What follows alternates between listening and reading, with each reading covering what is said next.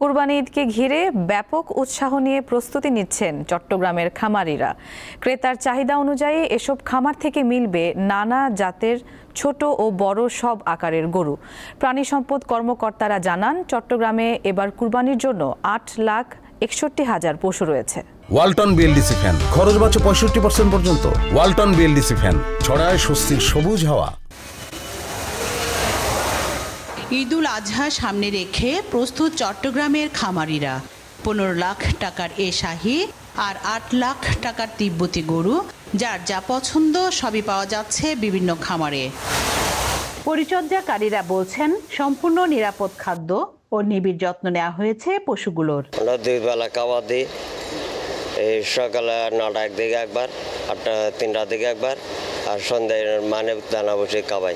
আমরা এখন খাওয়াইতেছি ভুট্টা, ছলা, ঘাস, ভুসি, তারপরে খেসারির ডাল, মুসুরির ডাল, তারপরে খোল। এটাকে আমরা উপযুক্ত ব্যবস্থা নিচ্ছি, যেমন স্বাস্থ্য, খাওয়া দাওয়া এবং তার থাকার একটা যে পরিবেশ, মানুষের যেরকম একটা পরিবেশ দরকার, ঠিক সেরকম একটা পরিবেশ আমরা এখানে তৈরি করছি। মাশাআল্লাহ, আমাদের গরুগুলো খুব সুস্থ এবং দেখতেও খুব সুন্দর।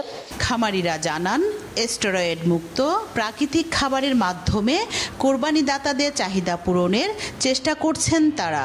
ন্যায্য দাম পাওয়ার আশা তাদের। ব্রাহ্মা, ক্রস, পাকড়া, দেশাল প্রায় সব জাতেরই গরু আছে। এবছর আমাদের স্টার্টিং 3,50,000 থেকে 15 লাখ টাকা পর্যন্ত আছে। বেচা আলহামদুলিল্লাহ কাস্টমারদের থেকে ভালো ফিডব্যাক পাচ্ছি। সরকারি হিসেবে চট্টগ্রামে পশুর ছোট বড় খামার রয়েছে 12,000। এছাড়া ব্যক্তিগত পর্যায়ে পশু লালন পালন করছেন অনেকে। জেলা প্রাণী সম্পদ কার্যালয়ের তথ্য অনুযায়ী এবার চট্টগ্রামে কুরবানির পশুর চাহিদা 8,96,000। বিপরীতে প্রস্তুত রয়েছে 8,60,000 পশু। আমাদের যেটা ঘাটতি আছে, সেই ঘাটতিটা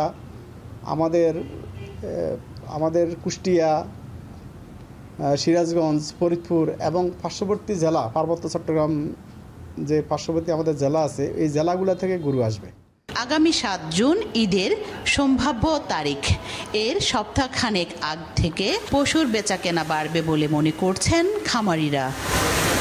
রুনা আনসারি, দীপ্ত সংবাদ, চট্টগ্রাম।